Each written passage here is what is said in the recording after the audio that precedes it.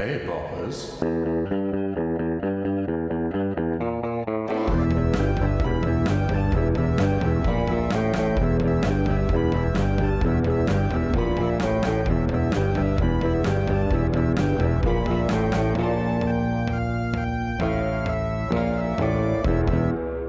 Hey Boppers, here we are again, back once again with the Renegade Master, blim blim blim blim, power to the people. Speaking of ill behaviour, I am Eddie French and I'm joined by Emma Tidswell today. Hello.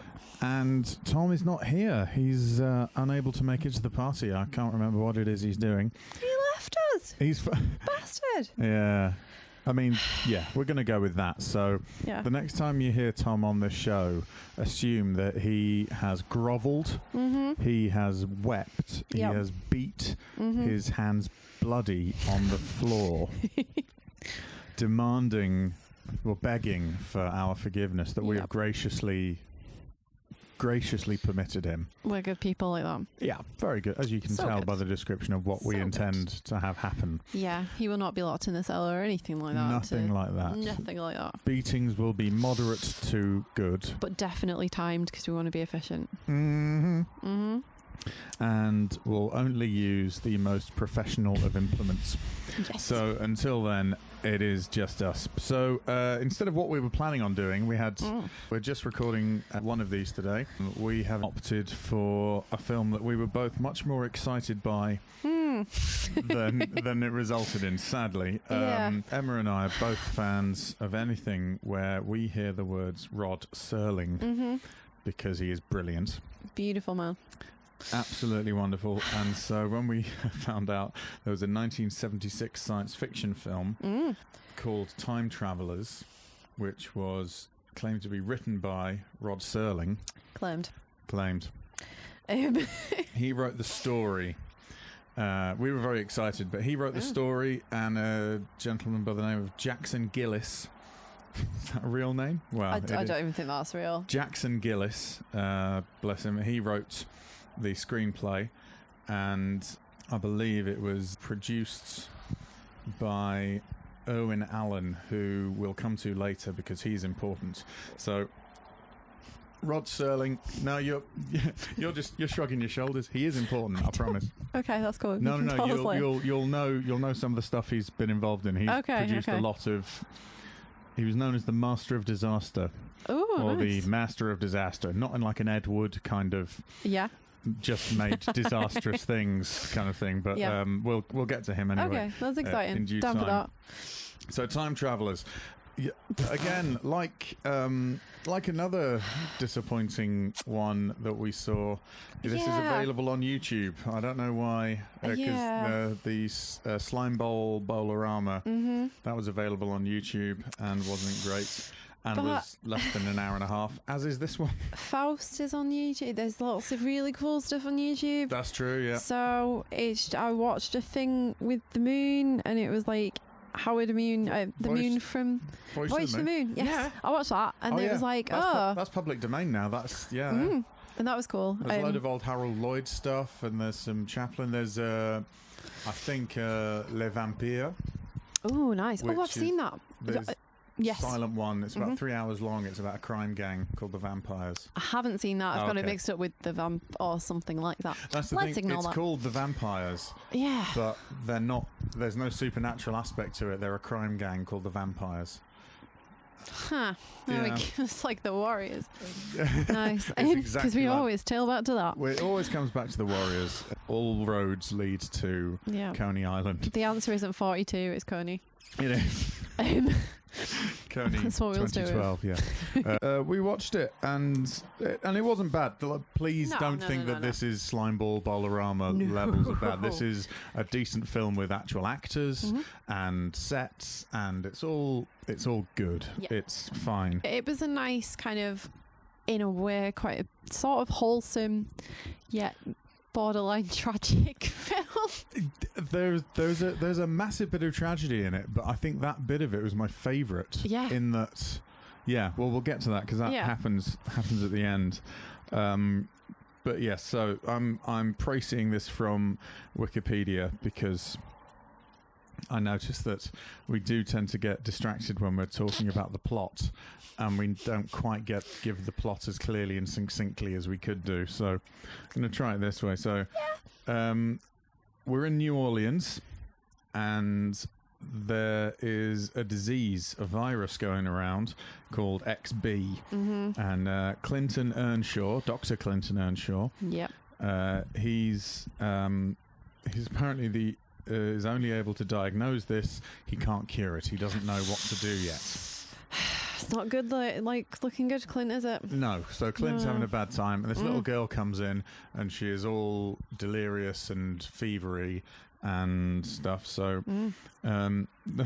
so Jeff Adams turns up. This guy who is from the government, but he is not. I like him a lot. This guy, he's really, really fun. He lets slip that he trained to be an astronaut. Yeah, in the best way. Yeah. At one point he just goes, "That's what I learned at astronaut training." Yeah, except I didn't go to astronaut training. I went to the seventh thing instead. Yeah, it was better. Like, yeah, I completed training, but I was too old to go to the moon and too young to go to Mars. I had to go in the limbo of astronaut school. He's like Brian Blessed going up and like doing all the astronaut training, but he can't actually go into space. Yeah. Mad. I think this is the only bit where he is like Brian Blessed, but he's certainly he's not understated. He is quite verbose, but Clint is sort of unsure as to why this bloke has been assigned to him. He's like, "Well, are you a doctor?" He's like, "Me? No, I'm not a doctor." Like, "Well, why are you here then?" "Oh, this disease." But diseases are for doctors to fix, right? Like, what's your stick? Oh, nothing. It's like, I've got an untapped wealth of doctor knowledge in my astronaut suit. Oh yeah, I'm just gonna pick it up at NASA. That's where the astronauts go. I am one. XC my skills. XB, that's like multiplied by B, which is a sort of thing you do if you were navigating in space. Yeah. Which I can do. Try my XB pencil. Absolutely. Terrible. That or XB, just because it looks a bit like it's like a smiley face on the side, but like a smiley rabbit, like with rabbit teeth. That'd be nice, wouldn't it? So a happy, funny virus. Yes. And people think we get sidetracked and don't talk about the plot properly. We're just talking about relevant emojis and things that should exist in the life. XB should be an emoji. It should be. It should be and sideways. And then we can affect everybody in the text land. Sideways happy rabbit fever. It's a bit like cat scratch fever.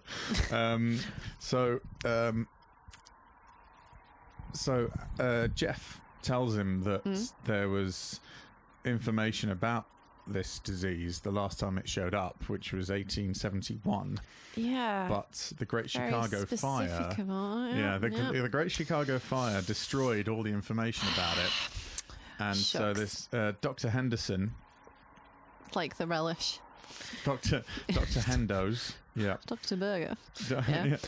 Dr. Henderson. Back in the days of 1871, it was known as Woods fever. Get my Woods on my fever. Yep. That doesn't even work as a thing. Yeah. Oh, he's hotter than a tree. Yeah. So that's the fever of Wood. Going to inject. And so the only thing remaining of Dr. Henderson is a gold watch.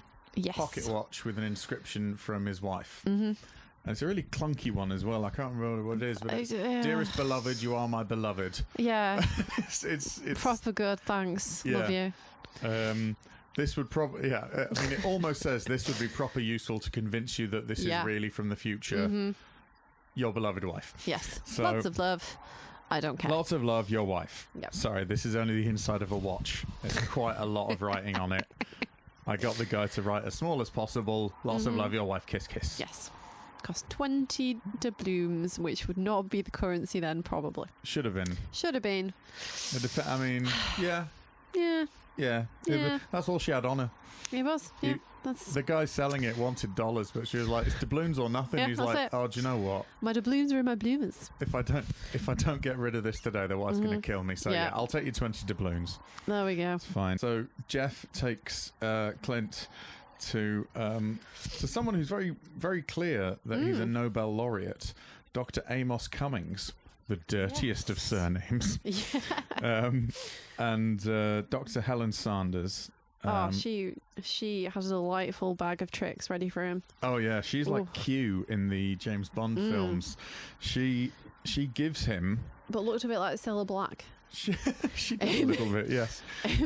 But they say we're sending you back in time. We're sending you to the past, so you can. How get can this, it be? So you can get this information to cure Woods fever, XB, whatever we're calling it now. Mm-hmm. You need to get it. If you need to, show him this watch to prove it. Yep. And all that kind of thing. You need to get in there and out there. You've got like 2 days or 3 days or something. I think like they had like 4 days, but that's... they had like the best part of a week or something. Yeah, like ages. And said, right, so here we are. Here are your clothes, your boots on your motorcycle. Here are your clothes. Here's your doctor's bag with like period-appropriate doctoring stuff. And transistors and a special microscope. Yes, there was a fold-up microscope from the future and a 7-day battery on a miniature centrifuge. Yes, which was like, I personally was very excited about that. You were, yes. And I used a centrifuge today, and I'm like, oh, I'm back in the past right now. When I saw that was in the bag, I was like, oh, do you know what? If nothing else, Emma's going to enjoy this bit. This bit's going to... I saw my little pellet today that some student did, and they kept laughing at it, and I was like, you know what? You respect the pellet, my friend, because it was beautiful. Absolutely, yeah. So if you need to whiz, and they did need to whiz They did. They need to whiz some blood. So like all of the best, some blood. Some blood. So even in the best Q James Bond way, he did use every item in the bag and came back with no spares. Yeah.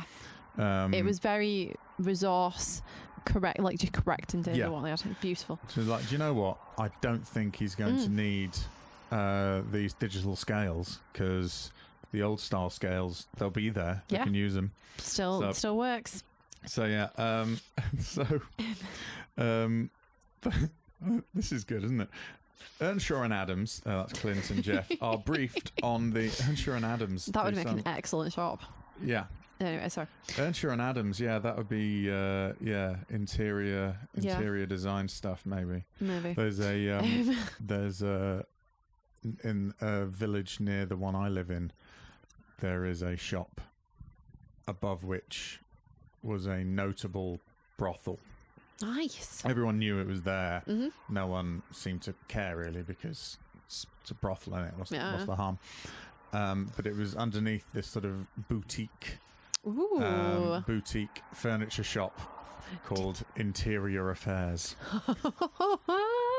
Yeah, it's really good. That's genius. I believe they sold their first red lamp to them upstairs, but well, that's it, because you kind of like would kit it out like because then you ascend. Ooh. Absolutely, yeah. You don't want to walk past the window with all the nice furniture. Yeah. I go upstairs and for it to be, Yeah. Because this isn't like a sort of... given the location, this is not a sort of a flop house. This is sophisticated. Sophisticated. Like hookery. you'd have a bit of, ahoy there, oof, yes, and then you pop down and flop on a chaise lawn or whatever. It's all right. I imagine you could have conversations about topics of the day. Yeah. It was one of those sort of things. Oh, yeah. It's not... Do a crossword while you're having a time. Yeah, yeah. I don't know how people do that. Yeah, why not? The height of sophistication, a crossword. It's nice. Code breaker if you really want to make it difficult. Oh, that's all right. Yeah, they've got stacks of half-filled-in magazines. It's half dentist waiting room, half fuck nest. Yes. which is all I've ever wanted to live in. That's beautiful. Yeah. So they're briefed on the dangers of time travel. So it's all the butterfly. Yeah. Don't do anything that might affect the course of time. Yada yada yada yada yada yada. Don't get stuck in a fridge. Yeah. Probably didn't exist. Yeah. No, in fact, one of the first conversations they come across is about ice. It's about we will get to that, but they arrive. Oh, they arrive. It's sort of It's one of the least spectacular special effects ever. It's just sort of like, okay, we're turning the machine on, and then they suddenly look around and they're in Chicago. On a stack. Yeah, on some steps. Yeah, halfway up to the train station platform.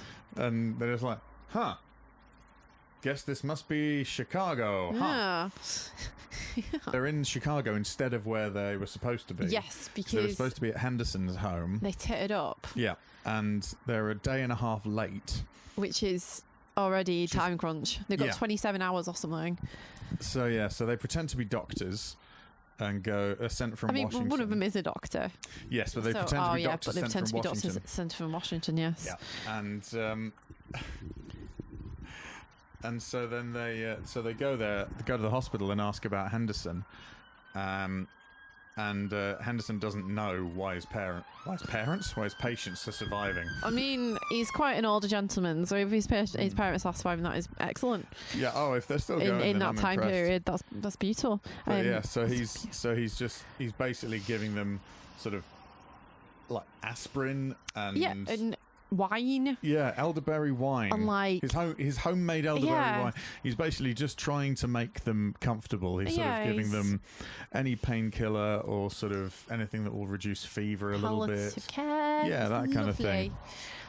He's a nice lad as well. So and a lot of his patients are surviving. Yeah, like a really good hit rate. I think one of them is ill, and that's about it. Out of like 20 or something. I don't know. Well, yeah, but I mean the one who does die gives away the treatment. Oh yes, that's how it works. And he's immune to it as well as our Henders. Yes, he is. Yeah, he's never been affected by it. He's absolutely like fine. Ellie in The Last of Us, but in the olden times of before zombies attacked. Yeah, this is the worst zombie film ever. Yeah, it's not a great time travel film, but as zombie films go, this one is dreadful. Like the clickers round the corner, you couldn't even hear them. No. Tamed by the horse's hoofs. Yeah. So they try to take blood from some of the patients to sort of ascertain that it is definitely the same thing. Oh yeah. And which is kind of like, I don't know how they're seeing this that well under this microscope from the, because like to see. Yeah, I don't know. I don't really. Anyway, that doesn't matter. It's sci-fi. It's fine. Yeah, I was gonna say it's a very special. It's a NASA microscope. Oh yeah. Come on, let's not. Well, this is true. I can't imagine it's anywhere near as good as some of the stuff you end up playing with on a day. This is true. I mean, Helen wouldn't have given him crap. Like just looking at her eyes. No way. Absolutely not. Because her British great uncle, only known as Q, taught her everything that she knows until his sister emigrated to the United States sometime in the 50s. That's my headcanon for this. It is directly related to the James Bond franchise. That is. It's a lesser known James Bond extension. Absolutely. So H, as she's known, is definitely the best. And so the mission, I love this sentence, the mission is further complicated when Earnshaw and Henderson's niece, Jane, fall in love. Right. That is true. But then the next sentence is, Earnshaw contracts the virus while working with Henderson's patients, as if that doesn't further complicate the matter. It's like, so they fall in love, which actually really doesn't complicate it too much, apart from he might pop off at some point. Yeah. Really. It's not like... and they don't even really, like, they have two conversations, or maybe three, and he's like, one of them is on his deathbed, and then the others he's like, I've fallen asleep. Why didn't you wake me up? Why didn't you wake me up, lady? Because you were dying from woods fever. She's like, oh, you got loads of time. You got loads. It's fine. Yeah, it's 7 p.m. on the nights that the fire starts at 9 p.m. Why would you possibly be worried? Yeah, there's no reason to be upset whatsoever. So he basically spends most of this film, or like the time-wise, not screen time, but time-wise, he spends 2 days in a feverish coma. Yeah. I mean, a lot of Jeff sods off to have a look around the place and really ruin stuff. There's the sailor. Yes, I can't remember. Maybe this is the bit where I had a brief snooze. You had a brief snooze. Because I saw so many people sleeping. Yes, well, the sailor... And I got the fever. There was a sailor who was being treated. Yeah. And he refused to drink the wine because he was he thought that alcohol was sin. He was off to a meeting at a church. He was everyone was a sinner. Yep. He was one of those shouty, fire and brimstone-y kind of guys. Yep. You're gonna die. You're gonna burn in hell if you drink that elderberry wine. Yeah. And so they realised that it must be the elderflower wine is the only that's the thing that they've all been having. But one person didn't have it and they died. Yes. And so really tells you something. So Jeff goes, I know where he's off. I'll go after him and draw some blood. Yes. Which again reminds me of the game Vampire, because he does it in a similar fashion. But anyway. Yeah. And so what he does, he literally does just jump on his shoulders. Yeah. He does chase him down. He goes, hello, I'm a doctor and I need to take some of your blood because of important stuff. Yes. For things. Couldn't have done it while you were in the hospital. Yeah. And the sailor's like, get away from me. You're... Sod off, mate. Yeah, get away from me, will you sinner. In America. Yeah, God's going to get... Well, he was I think he was sort of Irish. God's going to get away with you. I don't know if that was just like a Chicagoan accent from the 1870s. Maybe. Could be. There's some Irish in Chicago, surely. There's bound to be. Yeah. There's bound to be. My history is woolly, but I agree there is. Anyway. This guy was. Also sailor, so... Proper, Gets around the place, hangs out with all sorts of people. Yeah. But he was given it in... because it sounded like he was drunk. Oh, yeah. A bit, but he was absolutely certain he was to have nothing to do with alcohol, because that was I think he used to be a drunk, and as that was it was like an early AA meeting he was going to, kind of thing.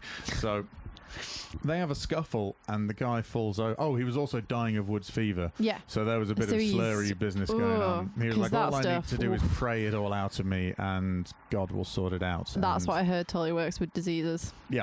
Yep, definitely. As far as I'm aware. Just go to church. Go to church. And if by church you mean... Wherever you whichever house of worship you attend, by which we mean a pharmacist. Yeah, please. But the great thing is that they keep on saying things like, can't you give him some penicillin? And they're like, what's penicillin? And he just keeps on naming, like, so they're like, oh, this guy needs some Prozac. And like, what are you talking about? Like, all of these modern medicines. What are these mystical things? Yeah, so that was a brilliant bit of unaware. Like, get him a shot of cortisol. Like, what the fuck's wrong with you, mate? Which you're going to do feck all. If you can't even cure it, just let him get on with it. Just let him have a merry time. Don't get your cortisol out. No one's impressed. No. Put it away. Yeah. Just, if anything, open another bottle of the wine.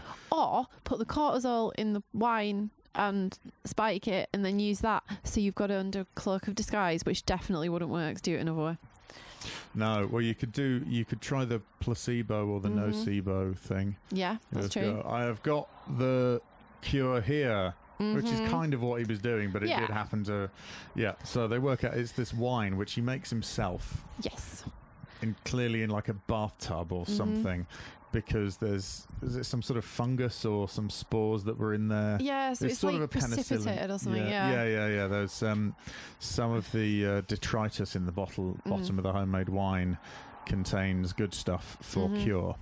Oh yeah, and we love that. Yep, the fire breaks out. The Great Fire, the Great Chicago Fire. Massive fire, which actually looks pretty decent from the window of the hospital. Yeah, it really does look terrifying. And also what's really eerie is that it was pitch black outside and there is just an orange glow coming in through the windows and it does look really... And there's a little girl going, I'm frightened of the fire. And she goes, it's miles away. And this hospital does get destroyed. Oh, yeah, this little girl, she knew. Yeah, she totally knew. Yeah. And this nurse is just going, you. It's fine. You're a silly one, aren't you? Close your eyes for when you die now. Yeah. Close your eyes. Oh, can you see fire? Ignore the fire. Look far away from the fire. I can't close my eyes. My eyelids were burned off because of the fire on my face. They then melted together and I still saw their remnants of fire.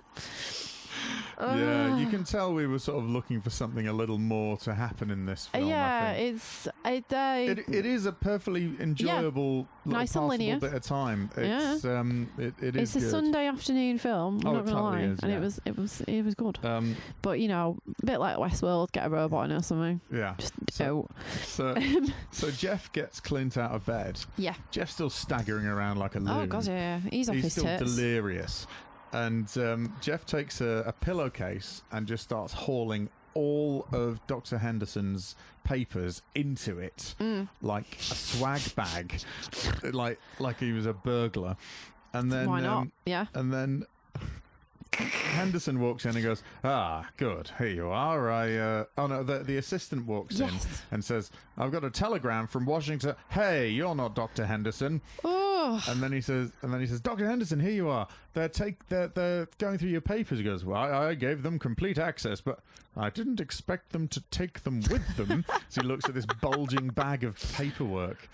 And then he gets given the thing saying DC didn't send any doctors, and they don't have any doctors called Clint and Jeff. And it all starts falling into place. Yeah, and then they have to reveal the time travel aspect of it by showing off the watch and showing the same clunky inscription.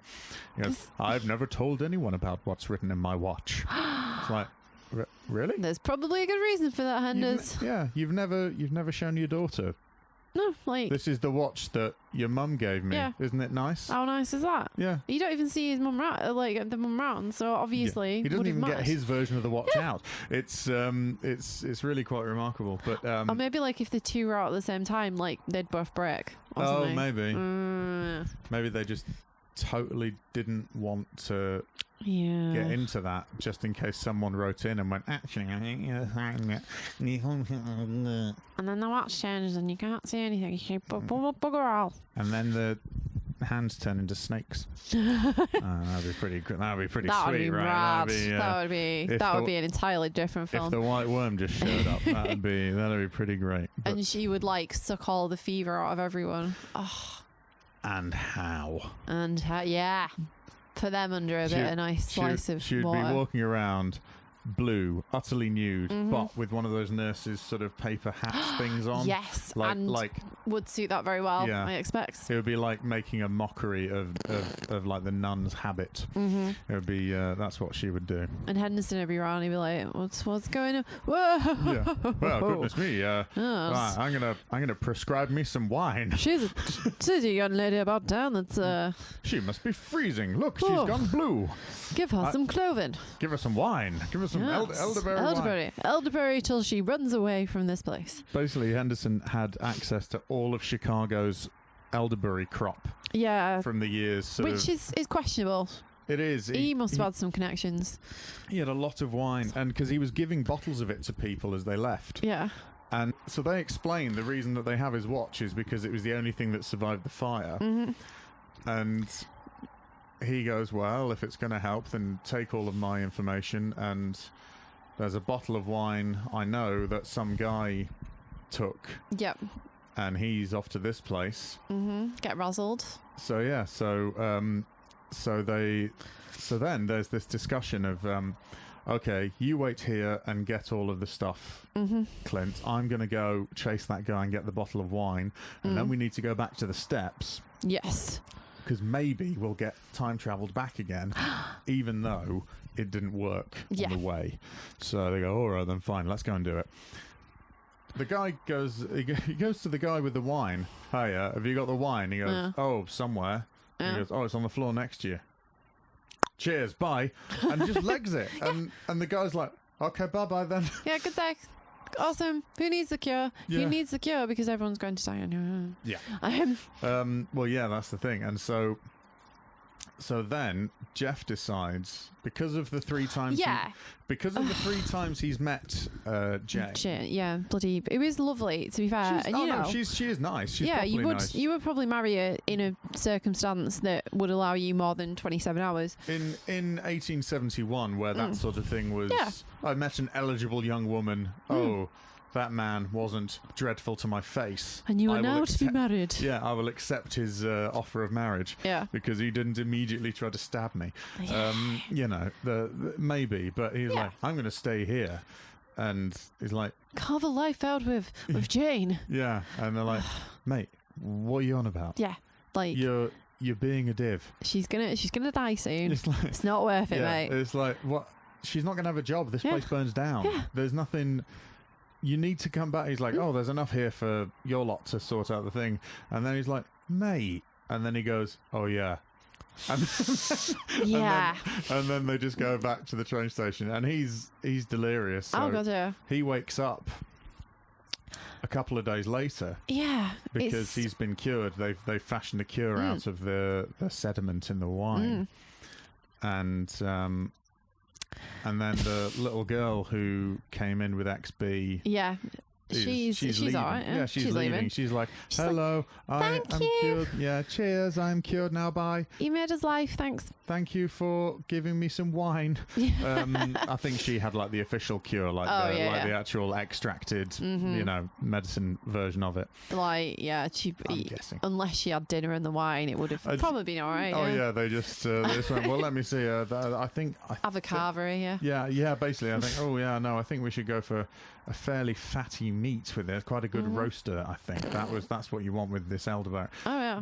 This isn't a dessert wine. Don't be fooled. You don't. It's not the kind of thing you use to braise. Yeah, she's no, and it's certainly not salad. No. This isn't for fish. This is hearty. So then they go off and find her gravestone. Yeah, and see that she died that night. And Jeff's like, see, she would have died anyway. It's fine. Yeah, that's not your true love. What would have been the point? I was like, you're right. Yeah, she definitely would have died because there's some people left in the hospital, you see. Oh yeah. And then so he runs in. Hendo runs in to get him, and his daughter helps, and they presumably don't come back out again. That's the last we see of them. Which is just weird because I thought like with Rod Serling and stuff, like they didn't even do a run. There was it's no, there was no twist in this ending. No, it was just pure on death. Yeah, the Rod Serling, aspect of it. I was calling him Sterling for some reason. I mean, to be honest, I get it mixed up. But the Rod Serling aspect wasn't there. You know, you was thinking, oh, actually, you know, that's okay. You know, because in the last minute you can just reveal this ace twist, and. If you think about some of the great Twilight Zone episodes, some of the twists are like 15 seconds from credits. Yeah, you know? Exactly. Really, really amazing. And you go, oh god, you know, it's like going my way. Yeah. Or the surgery one. You know that one? Oh yeah. I knew it, and I can't. Beauty is in the eye of beholder. Eye of the beholder. Yeah, that was great. Yeah. Really that good. One. That one's amazing. And all of it. If you've ever, I keep saying spoilers whenever we talk about Twilight Zone, but if you've ever watched the Simpsons Halloween episodes, they've spoiled them all. Oh yeah, but they are still infinitely worth watching. They are so good. There's one notable one without a twist whatsoever, which is set in Auschwitz. After the war, a guy comes back to Auschwitz and he stays in this little hotel, or this little sort of boarding house, B&B thing. Yeah. And then he goes down and he walks around the remains of Auschwitz, and it turns out he was like a guard there, and he's walking around like remembering it all and loving it. And then all of these visions of people just started, and it's literally Rod Serling saying, don't ever forget that this happened. Yeah. For the last thing humanity needs is for us to forget that this happened. Yeah, exactly. That was it. There was no twist in it. It was just a bit of polemic from him saying, this is vital to our knowledge. We can't move forward without knowing this. Yeah. And it's as effective as any bit of Twilight Zone. It's amazing. He's brilliant in terms of like his morality and stuff, which is why it was so weird, like seeing a film like this with his name on and then watching it and going, ha. Yeah. Well, there's sort of there's no. it doesn't take a side. No. There's nothing to take a side on. No, it's just... The closest you get is that, should I stay here? No. Yeah, like, plot-wise, it's like... It's not a great deal, even though it fills it. But it is quite a short film, like you were saying. It's less than an hour and a half. It's like an hour and 20. Yeah. And again, it's not bad. It's perfectly diverting. Grand, the performances are good. Yeah. Jeff's really fun. There's nothing to really criticise about it. It's It's just very, very odd to think of this as part of Rod Serling's canon, because it doesn't carry any of that. It doesn't feel like a film at all that he would be even associated with. No, really, because it says here that it was repackaged, so it could have been edited potentially. Yeah. It was that would have been quite interesting. It was repackaged as an ABC Movie of the Week because it was actually a pilot for the time travellers to go off and travel all the lands. Well, it was because a remake they mention of the 60s series, The Time Tunnel. Because do they not mention at the end about like the bubonic plague or like the Black Death or something? Yes, they do. They say maybe. They say, would you like to join the medical time travel thing? So he's like, go on, go back and sort out the bubonic plague in case that comes back, and so he can fall in love with another nurse, but she's got the plague, so he can't really go near her. So he falls in love with her personality. I assume it's it wasn't through the door. Yeah, it wasn't a pretty time. The bubonic plague, I don't fancy. Not grand. So it was Irwin Allen. So he wanted this as a pilot for the remake of The Time Tunnel, which, let's have a look at the old Wikingtonpedia. So it was it was two characters, and they went around. So presumably a bit like Doctor Who or something like that. Yeah, I'm guessing. That's cool. Without the sort of the educational bent that Doctor Who started off with. Because I can sort of see it, because it's like kind of got a Tom Baker kind of Hitchhiker's Guide feel in some ways, which is kind of, it's very endearing in that way. Yeah, absolutely.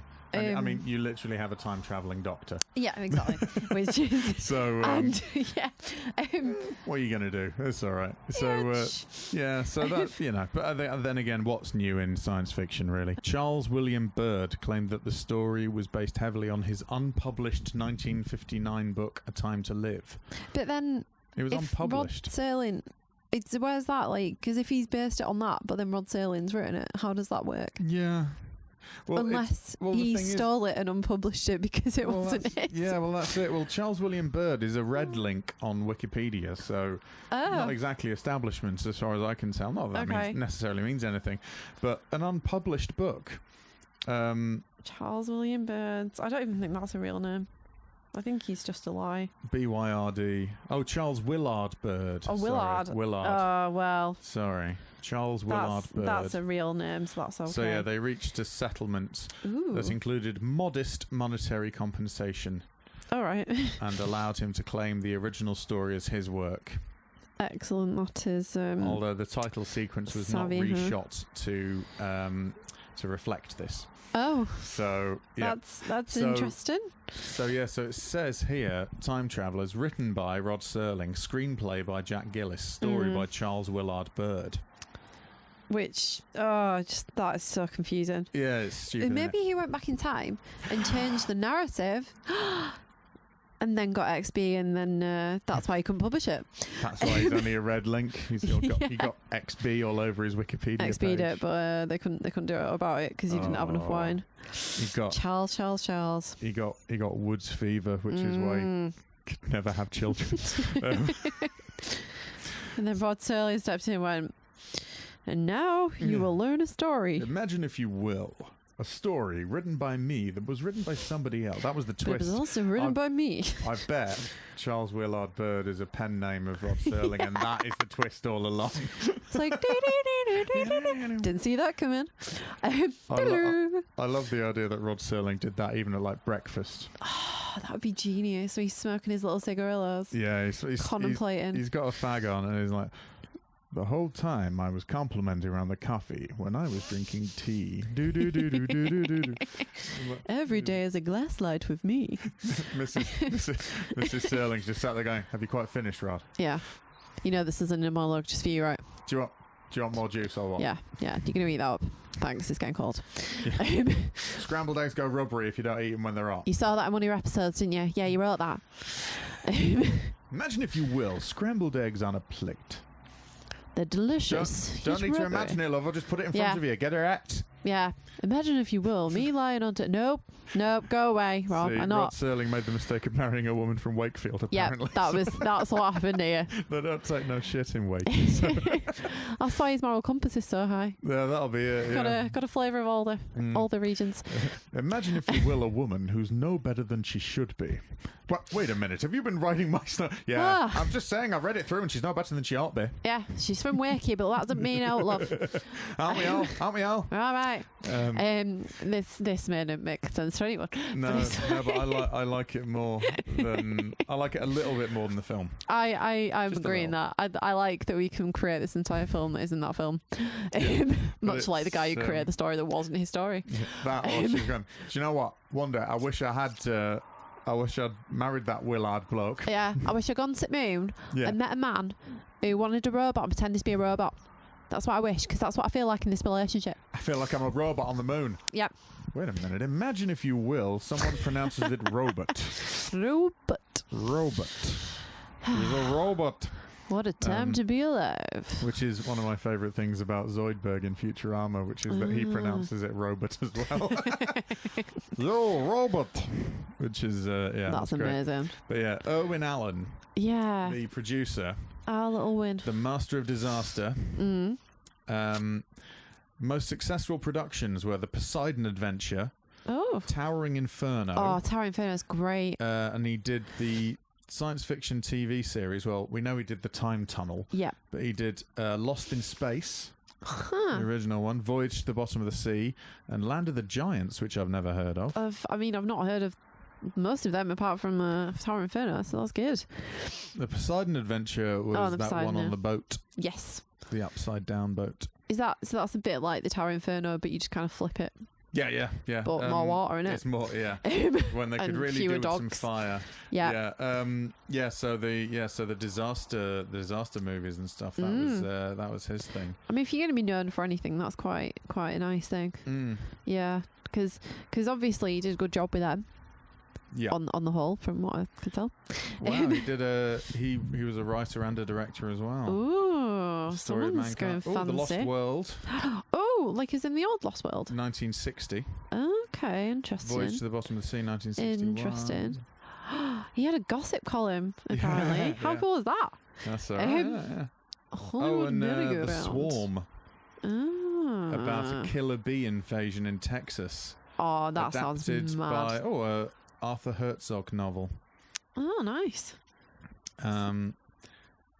So he did disaster movies. He sounded pretty good, actually. Yeah, he did lots and lots of cool stuff. Oh, there we go. 3D film as well. I mean, there we go. Well, we all love a bit of 3D. Oh, we do. A bit of free paddle. He was an RKO producer, so that's great. He used a lot of Ray Harryhausen stuff. Oh, cool. He worked with Groucho Marx a load as well. I mean, this guy he's done it all. He did Double Dynamite, which was Jane Russell, Groucho Marx and Frank Sinatra. Wow. And A Girl in Every Port, which was Groucho Marx and William Bendix. And King Kong. Oh, no. Would have done, yeah. Yeah. Oh, he was disappointed. Was Willis O'Brien, because he opted to save time by using live alligators instead of stop motion ones, because they're obviously the dinosaurs, so that's good. Oh, I see. There we go, a bit of facts for you guys. He did the Dangerous Mission 1954 final film for RKO, which featured Vincent Price. I mean, I know we talk about Colin Farrell a lot, but this guy is like fast going up in my estimations right now. Yes. Wow. Yeah, so Owen Allen, expect some of his work because it's extensive. Yeah, it's unlikely we'll be covering things like Towering Inferno and Lost World. 1960 was the Arthur Conan Doyle one. But yeah, we'll not be probably not be doing the famous ones like Towering Inferno, Poseidon Adventure, because those are considered, well, certainly Poseidon Adventure is considered like a cinematic great. Towering Inferno is an excellent disaster film. But we'll probably do some of the weirder science fiction ones that no one's interested in, because that is too much fun. Oh yeah, and we will enjoy that immensely. Oh, always. That's good. So what were your stand-up moments for Time Travelers? Apart from finding out who Irwin Allen is. I mean, that was great. Yeah, that's just got me. This episode, without Tom here, apparently all we do is just Wikipedia deep dives on. No, but I think that's like that's because like you and Tom do improv together, so you're gonna go into your little scenes, and I kind of stand there. But if we deep dive, this is kind of cool, because the problem is the content of the film. There's only so much you can actually kind of realistically dissect out of it. No, you're absolutely right. So I certainly agree with you, yeah. But like, in terms of favourite bits of the film, I was obviously very excited when I saw his little bag. Yep. And his Victorian clothes, because I quite like the Victorian stuff. But I could have done with easily another minute of the maybe a couple of minutes of the preparations.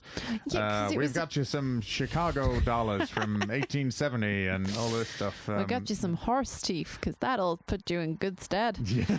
Every man in Chicago, by law, had to have horse teeth in his pocket. Yes. Otherwise, he was to be arrested on the spot. Because if they didn't believe you had a horse, you had to be slinging your hook. Yeah. And also, then he would have ended up on a chain gang, presumably. Yeah. It would have been quite similar to I'm a Fugitive from a Chain Gang. It would. He could have had the career of Paul Money before it even happened. He could have had the hats of Paul Money. Oh. But instead he had some weird little tie. Yeah. And that's okay. Good it's hair, weird. though. Oh, yeah, no, the hair was good. But could have shirt that into a hat. It appears that the period that Britain knew as the Victorian period, I think our clothes are a bit cooler than the American ones of the same era. I'm judging this on a made-for-television, low-budget film, so I could be utterly wrong. But yeah, it was like. So I agree with you. Like, it would have been nice to have more of that, because it seemed quite immediate and very rushed. And then it's like, oh, you're on some stairs now, and you're in a different world. Yeah. And it was basically like the way they did it was just like the light sort of contrasting. It was like, oh, we're in a different thing. Yeah. Yeah. So it was. I've recently been watching Blake 7 again. I need to watch that, because you mentioned it. It's on YouTube. All of it's on YouTube. It's decent. It's very decent quality as well. But they're transporting, beaming down and beaming up thing. It looks like such the most basic effect. They sort of like have this wobbly outline thing, and it looks amazing. It looks dog shit to modern eyes. Oh, but God, when you're watching. I find it quite easy to just go, I am assuming that this is excellent and high production values, and forgiving it a lot, because I grew up watching old Doctor Who. So you kind of have to, you just learn to, if you watching British science fiction from the 60s and 70s, you just, or any science fiction really, you just get used to going, I've decided to agree with this. But even that was slightly more effort than this made-for-TV thing. Yeah, like Hitchhiker's Design and all that was very endearing, but like there was actually like one bit that I kind of liked a little bit, and I might be misremembering this, but like I liked when the copper kind of stops him. He's like, "What are you doing?" He's just like, "Oh, I'm a duck," and then he's like, "Oh," and then he's like, "No, you're not," and kind of runs off, and then he goes hides in this like like shed or something, it's like a warehouse depot or something, or something like that. There's a sign, and then he just falls asleep. Yeah. Doesn't even wait out, and you're just like, mate, you've got like now 5 hours. Yeah. You've got him falling asleep. You're falling asleep. Taking the blood from the singing Irishman. Is not going to be good for the blood. No. For a start, get that on ice. There's presumably no anticoagulant in the in the thing, you know. So all you've got left is sort of like a like if you poured maple syrup on a bowl of snow. I mean, to be fair, viruses last a bit anyway, but so I quite liked that bit because everyone was just dropping off. Yeah. It was like, and he didn't even have fever. No. I do like that you've pointed out the bad example of phlebotomy that was going on. Like, you should be getting that when it's still warm, and you go, "Ooh, that's a bit morally ambiguous." I want my blood to feel like it's just come straight out the veins into my hand. Yeah. That's how they want their blood. If they receive their milk like that, though, oh, different then.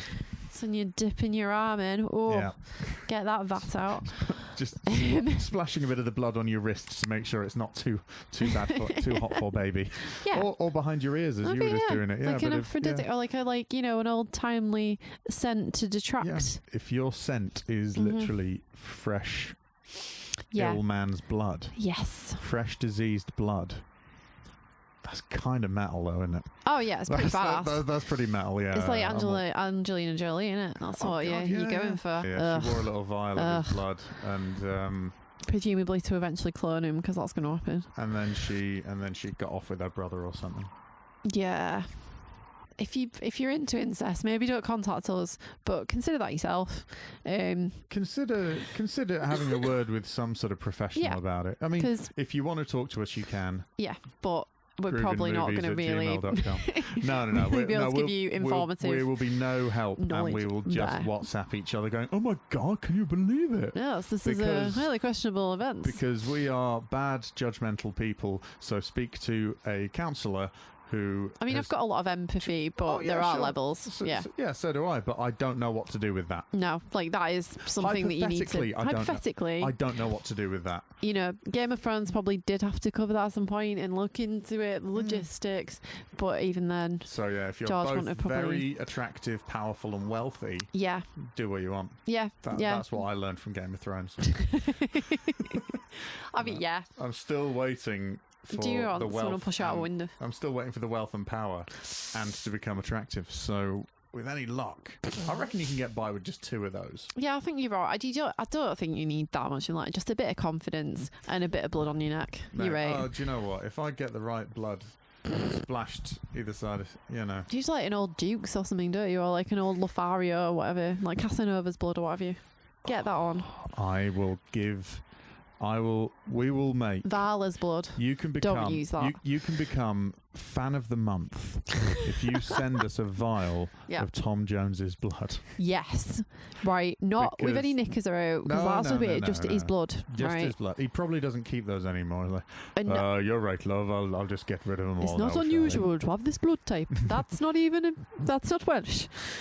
No, I like that what you did was the Bob Mortimer impression of Tom Jones. That's good. So if you want to send that in, so send it in. Please do. We're not going to pay postage, so you've got to stump that up yourself. Sorry. Yeah, Tom might. If you get in touch and you genuinely have it and you can prove it, I'll set up a PO box. Yeah. Because anyone who can readily get the blood of a celebrity is not getting my home address. that can fuck right off. And like not just anyone's. It has to be Tom's. Because we're missing a Tom. We need a Tom current replacement. Yeah, not just the bloke next door who actually is called Tom Jones. Ha ha ha. Yeah, and everyone goes on Twitter and goes, you're Tom Jones. Yeah. You like Catatonia. Yeah, well, they're great. So and not Tom Jones, the old novel from ages ago. Yeah, and don't be writing, here's your sex bomb. Yeah. No one needs that. Yeah, and don't go tweeting me pictures of you all sexy. I mean, to be fair, they can send What's New Pussycat if you're going to have like pictures of cats, because that's kind of cool. So that's fine. If you know of a good YouTube video, which is a selection of cat videos and stills with What's New Pussycat over the top of it, or a magazine that's like Take the Break with cats, that's also cool. Oh yeah. Any of those magazines which is mainly about sort of sexual violence and family betrayal, but has a send in your pets page. Send us the pets page. Send us pets page. The rest of it, not necessary. We've got enough to deal with. Like not even true, probably. Exactly. I mean, we've got enough to deal with it with Erwin's career and like the weird little incest interlude. We got plenty. So Tom Jones's blood, that would be rad. That would be that would be pretty great. Yeah. Yeah. So that was your him favourite bit. Well, because what fun, it is yeah. basically him going, I've got the blood. Oh, come back here, you criminal. You're a criminal.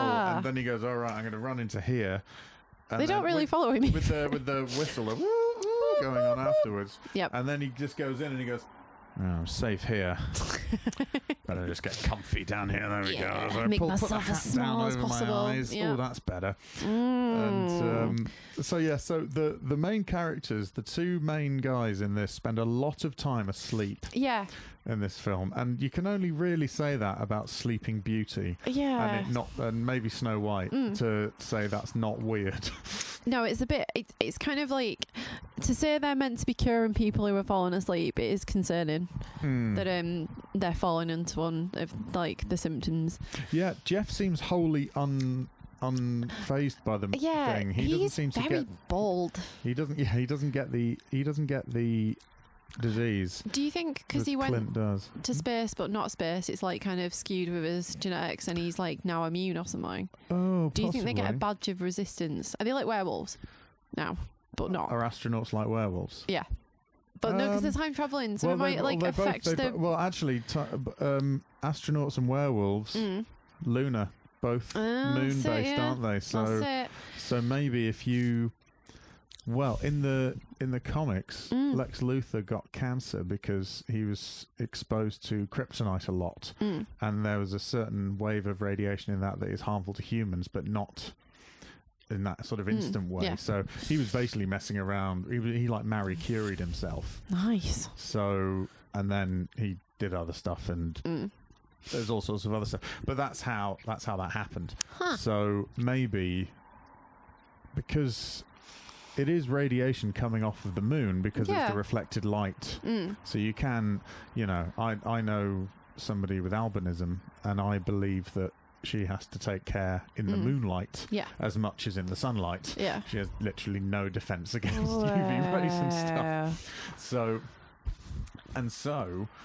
maybe this wouldn't be a bad thing. Maybe someone who was exposed to rays that were from the moon, maybe the reaction of the rays on the moon bouncing off could have some impact, possibly, and make a werewolf immune individual. You could put that in a story if you really wanted to, like some substance on the surface of the moon. Yeah. I'm going to pretend that's part of the story of that film. Yep. Only in this instance, it went through the woods as well. Yep. So the woods fever and the XB and all of that didn't get him anymore. No, which is, again, it plays nicely with the whole going back in time thing, because first encounter with Neil Armstrong. They had modern moon rays on them, and the others didn't. Oh, yeah. And him doing his... Sorry again. No, you're all right. Him doing his... I don't even know if it'll get picked up on these microphones, to be honest. Just another ambulance, guys. Yeah. Nothing to worry about. It's all good. So highly populated area of ambulance. Anyway. But he'd gone up into space without the ozone layer. So he had raw moon... Which is the worst kind of moon wave to get. Yeah, always cook your moon wave. Yeah, get yourself cloaked in a... It's not like steak. Yeah, you have to cook it all the way through. You can't just see it. No. Think of raw moon waves like poultry. Yep. You've got to all the way through till the juices run clear. Yeah. Make sure it's not pink inside. Oh God, no. There's no such thing as rare, medium rare. No. Full on, well done moon. Well done you. But yeah, well done moon, absolutely. Which is a new children's story for bedtime that we are writing. Well done moon. Well done moon. You've done such a good job today. It's time to go to bed in the morning. Yep. It's very much for the weird kid night owls that who used to watch the bats at night, which was great actually. Yeah. That is very much the category that we fitted into. Oh yeah. And still do but yeah, extent. It was like when I was watching it, I was like, what is this? Why are these like birds like rampantly dead good. Why have these birds got whiskers? Yeah. They didn't get that close though, because we were in council flats. They were like, we were looking at an elevated stance. It was actually prime bat viewing. It's great. Yeah, that was cool. Anyway, so yeah, Well Done Moon in all bookshops that are not existing. Oh yeah. Oh, don't go to a real bookshop looking for Well Done Moon. Like, because it's not going to be published, because we've already established that's just how it is now. No, well, it was actually Charles Willard Bird who actually had the idea for it, so we've got to give him the money now. Yeah, but it is by Rod Serling, we promise. Yeah, it's totally by him. It is. Like, he didn't write it, but it didn't. It's totally. But it doesn't by him. matter, because he can do anything he wants. I've just realised if I tack Rod Serling's name onto the credits of this podcast, that's got to get the numbers up a little bit. That might do. That's And I mean, to be honest, pique some interest. It's going to be a more targeted clientele. True. Which is good. Not that we don't appreciate you guys who listen already. I'm entirely grateful. We are astounded. The other day, we passed 1,000 listens for all of our stuff. Don't think I've passed 1,000 anything. No, all of our... Maybe breaths. All of our... Whispers. Eye rolls. You've a lot of them. You've done 1,000 eye rolls in one recording before. Yeah. So that's usually when Tom's here, so... Sorry, I nearly fell asleep earlier, so I'm quite impressed that I'm on it, which is quite nice. That's all right. No, it's but yeah. So we've had over 1,000 listens to all the episodes of our show combined, not each. Yeah, but that's still amazing, still and great, we're and astonished that it's happened. So thank you ever so much. Tom also sends his thanks. He does. Yeah, he is here in spirit. But he isn't, that's a lie. Yep. He's not. Him and Rod Serling are here. We can visualize Tom's beard right now. Yeah, that's giving it away now on the picture. Now you know now you know who's who. Yeah, I mean that could be a sneaky lie, though, couldn't it? So you never know. You never know. That's true. Like, I'm the skull. Who knows? That's true. We've not revealed the skull's name. No, so although it could be Murray if we're being super nerdy. Could be Murray. But yeah, it is like a bit of a niche thing, and we do cover a couple of the well-knowns like Frankenstein and stuff, but it's not all of them are going to be like this one. Never even heard of Time Travelers. No, like really. It was those two words that we've said more than any. Yeah. Rod Serling that got me in the least bit interested in this film, which is undeniably, alluring in that way. But I still think he's one of those people who changed science fiction and certainly changed the public perception of science fiction a lot, because and the brilliant thing about the Twilight Zone is that you can see that over a series there's a handful of episodes that clearly took any special effect budget there was, and the rest of it just had to be just people just behaving in a certain way, and that's the exciting thing about it. It's so minimal and so well executed. Yeah, because it really goes off like you say, in the behaviours, the motives, the character development. Like, you learn so much in such a short period of time, and he's one of the kind of people who managed to, especially in like the area he was doing stuff, not hold any prejudice, teach so many like lessons to people, and like you look back and there's still a wealth of things you can get from it, while it being freaking cool. So some of them are like fables. Yeah, a wise man wouldn't do this and stuff, and he will just stand there and tell you it himself. Just like he basically will give you the entire plot and like keeps letting you, and then he'll stop it halfway and he's like, so this has happened, but now Dave is going to go into the woods and he's going to encounter an alien, but the alien's going to be like a reflection of himself and all this other stuff. So it's a traveler from somewhere far away. Dave has not met anyone like this, and how he reacts to him will have a grave impact on his life. And awesome. and it's so, and then at the end he's like, by alien, I could be talking about your neighbor who is black. Yes. Like, it literally could be that. Just stop being a jerk. Don't be the worst person ever. Yeah. Except everybody. It's great. The pilot is of Twilight Zone is one of my favourite.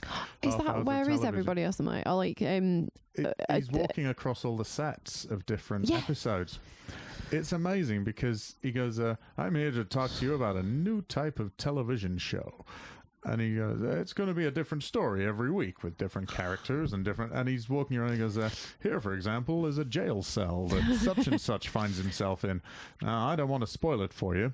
And he says that, and then he gives away the twist ending. Yeah. And he goes through 3 episodes. It's like 3 episodes, but it's only about 10 minutes maybe. It's it's like a trailer more than anything.